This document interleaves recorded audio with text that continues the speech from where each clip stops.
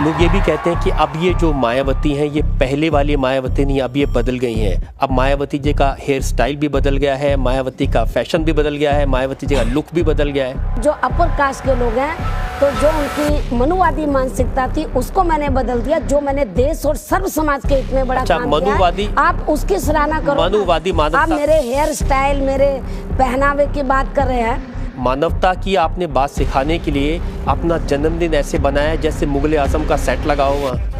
आपको जो बहुजन समाज के लोग हैं, बहुजन समाज के लोगों की पॉपुलेशन 100 में से 85 है। बहुजन समाज के लोग ये देखते हैं कि जब दूसरी पार्टी के लोग अपने नेताओं को आदर सम्मान देते हैं तो बहुजन समाज के लोग सोचते हैं कि हम किसी से पीछे नहीं है, हम अपने नेता को आदर सम्मान देंगे। और वो किस तरीके से मनाते, मैं उनकी भावनाओं को कोई ठेस नहीं पहुंचाना ये वो लोग बनाते हैं या आप ऑर्गेनाइज करती हैं? 51 किलो का केक, 10,000 लड्डू। जन्मदिन किस राष्ट्रीय नेता का नहीं मनाया जाता? मेरे से ज्यादा पैसा उनके जन्मदिन पे लगता है। मेरे से ज्यादा आप 51 किलो का केक बोलते हैं, पता नहीं 100 किलो का केक बनाते हैं वो। मैं तो कम अपने जन्मदिन के मौके पर गहने डालती हूँ, वो पता नहीं अरबों के गहने डालते हैं। उनकी कोई चर्चा नहीं होती, उनकी कोई चर्चा नहीं होती। इतने बड़े बड़े डायमंड दिखाई देते हैं, आप कह रही हैं कम डालते हैं। ये तो आपने मेरे कान में बहुत छोटे डायमंड देखे हैं। वो तो चाहता कि हमारे नेता बड़े बड़े डायमंड पहने, तो मैं बोलती हूँ नहीं, मैं चक्कर में नहीं पड़ती। बड़े बड़े डायमंड के लिए तो जो बड़ी बड़ी पार्टियां, उनको मुबारक है। बड़ी पार्टियों वाले तो डायमंड छुपा के रखते हैं। जो छुपा कर रखते हैं, मैं समझती हूँ कि वो महाचोर लोग हैं।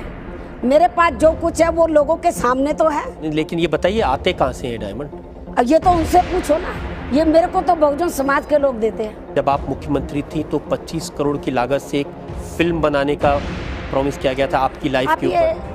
आपको किसने बता दिया? ये तो अखबार में छपी हुई खबर है। ओहो, आप किस घटिया अखबार की बात कर रहे हैं? सवाल तो सुन लीजिए वैसे, बगैर सवाल सुनो, जब उस सवाल में कुछ जान ही नहीं है सवाल में, तो आपसे कम मैं सुनूं नहीं, लेकिन सवाल सुन तो ले। सवाल में कहा है कि 25 करोड़ की फिल्म जिसका नाम था माया मैडम। आपके मुंह से आज पहली बार ये नाम सुन रही हूँ।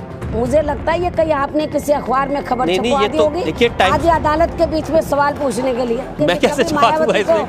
जनता की अदालत में बुलाएंगे, कुछ सवाल तो होने चाहिए पूछने के लिए। अरे 1 साल पहले छपा लेंगे क्या एडवांस में? उसमें लिखा है कि आपको मालूम है कि मायावती को जल्दी से समय देती नहीं है, 1 साल तो लगेगा उसको अदालत के बीच में लाने के लिए।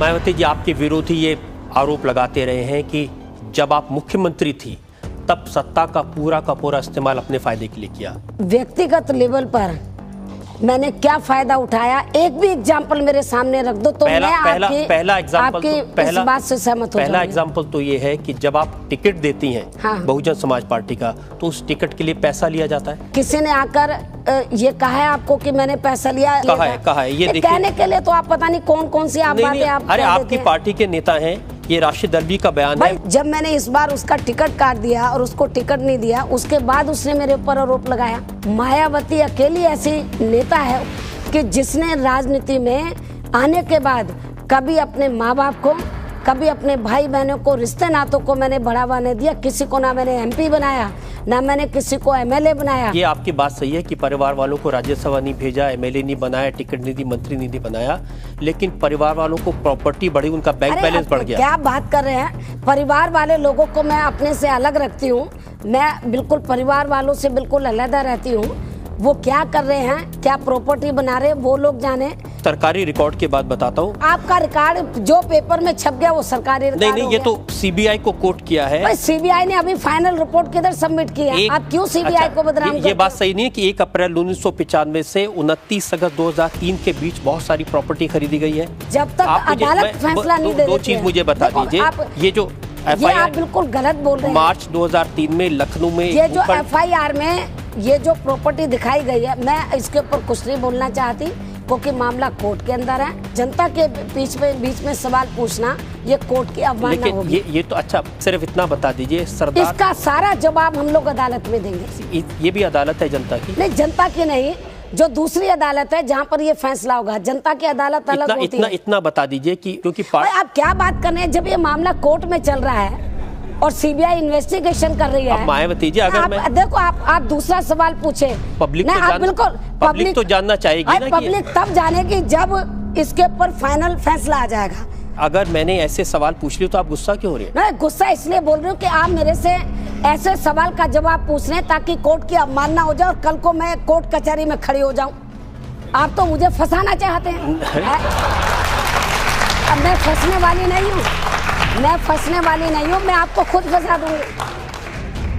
मैं तो सिर्फ ये पूछ रहा हूँ कि इतनी प्रॉपर्टी जो भाई आप इसका सारा जवाब हम कोर्ट में देंगे।